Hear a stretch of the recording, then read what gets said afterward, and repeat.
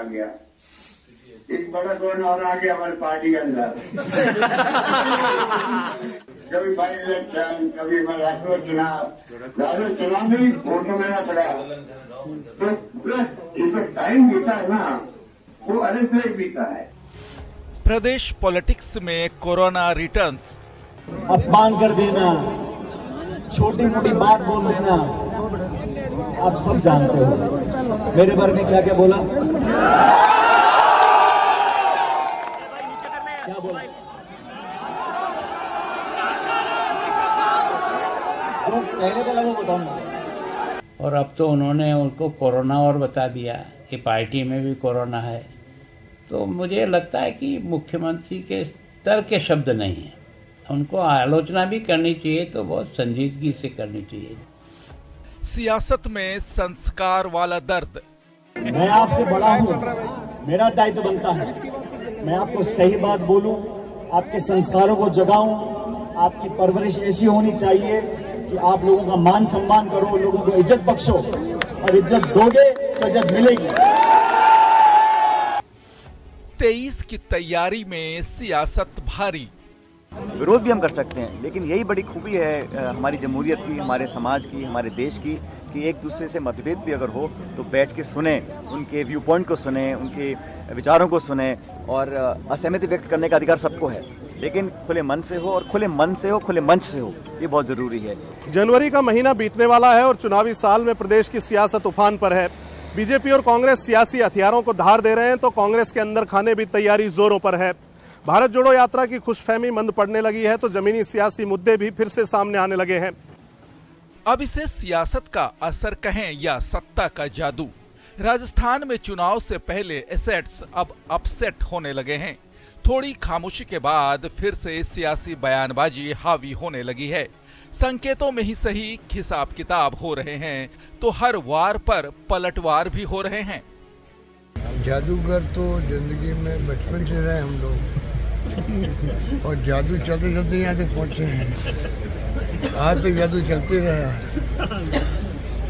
3 बार में मुख्यमंत्री बन जाए, और मैं कहता हूँ कि मेरी कम्युनिटी जो माली कहलाती है, सैनी कहलाती है, उसका पूरा विधानसभा में हमारी पार्टी में एक एमएलए है। किस पद पर कौन व्यक्ति को कहाँ इस्तेमाल करना है, ये जो कार्यक्षेत्र है, ये कांग्रेस की लीडरशिप का है। और मुझे जब भी जो जिम्मेदारी दी है प्रदेश में, देश में, विधानसभा में, लोकसभा में, केंद्रीय मंत्रिमंडल में, राजस्थान सरकार में, जब जो मुझे कहा गया है, मैंने पूरी ताकत के साथ उस जिम्मेदारी का निर्वहन किया है। अब भविष्य में क्या होगा मैं भी नहीं जानता हूं, आप भी नहीं जानते हो, लेकिन हम चाहते हैं कि यहाँ कांग्रेस पार्टी की सरकार रिपीट हो। 16 जनवरी से किसान संवाद के जरिए अपना जनाधार मजबूत करने और कार्यकर्ताओं का मनोबल बढ़ाने सचिन पायलट गांव-गांव, ढानी-ढानी घूमने निकले, तो सियासत भी शुरू हो गई। क्या हुआ, इस बार कोरोना आ गया, एक बड़ा कौन और आ गया हमारी पार्टी के अंदर। कभी बाई इलेक्शन, कभी राष्ट्रीय चुनाव में ही वोटों मेरा पड़ा, तो पूरा टाइम बीता है ना, वो अलग से बीता है।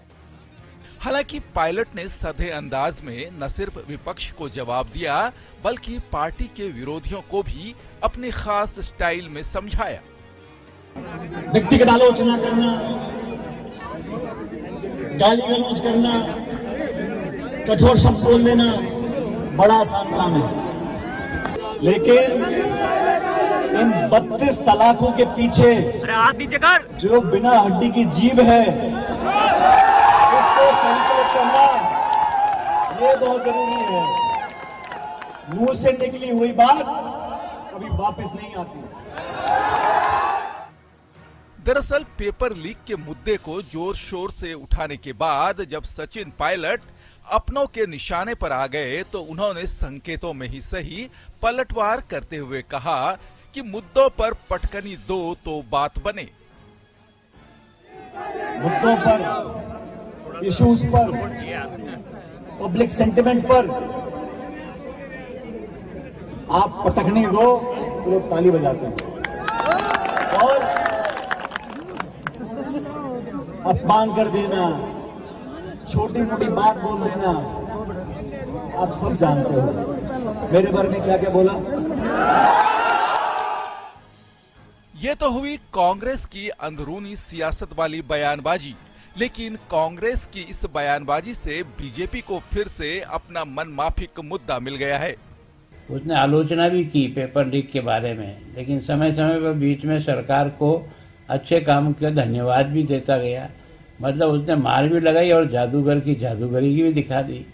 तो बहुत ही अच्छे शब्दों में उसने जिस प्रकार की आलोचना की है, उससे जनता का, सामान्य जनता का भी जुड़ाव होना स्वाभाविक लगता है मुझे। और इस कारण से अब की बार मुझे लगता है कि अब आज जो मुख्यमंत्री जी ने कोरोना कहा है, अब की बार की विधानसभा में ये कोरोना निश्चित रूप से कुछ न कुछ प्रभाव दिखाएगा, ऐसा मेरा मन कहता है। अब ये पता नहीं लग रहा कि उनकी फिल्म का नाम क्या है। गद्दार कौन है, निकम्मा कौन है, जादूगर कौन है और आधुनिक युग की बड़ा कोरोना कौन है। तो कम से कम एक फिल्म तो दिखाएं जनता को। इतनी फिल्में दिखा दी कि लोग कंफ्यूज हो गए। हालांकि गांव-गांव घूम रहे सचिन पायलट उन सभी मुद्दों को उठा रहे हैं जिनके दम पर 4 साल पहले कांग्रेस सत्ता में वापस आई थी।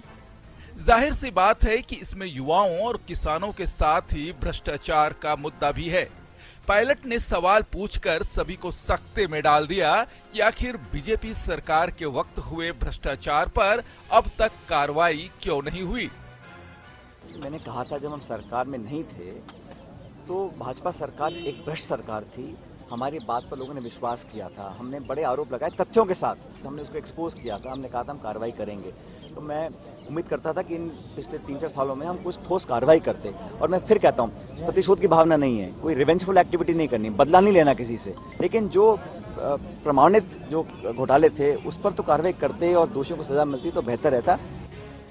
किसान संवाद के जरिए जनता से जुड़ने का पायलट का प्लान सियासत की हलचल को बढ़ा रहा है। पायलट किसानों के साथ ही पेपर लीक की समस्या को भी बड़े पैमाने पर उठा चुके हैं। तो सवाल उठाने वालों को पायलट समझा भी चुके हैं कि वो जो भी करते हैं कांग्रेस आला कमान के निर्देश पर, और उनका मौजूदा संवाद भी उसी की एक कड़ी है। यानी प्रदेश की सियासत अब एक बार फिर नई करवट के लिए तैयार हो रही है। Bureau report, news 18 Rajasthan.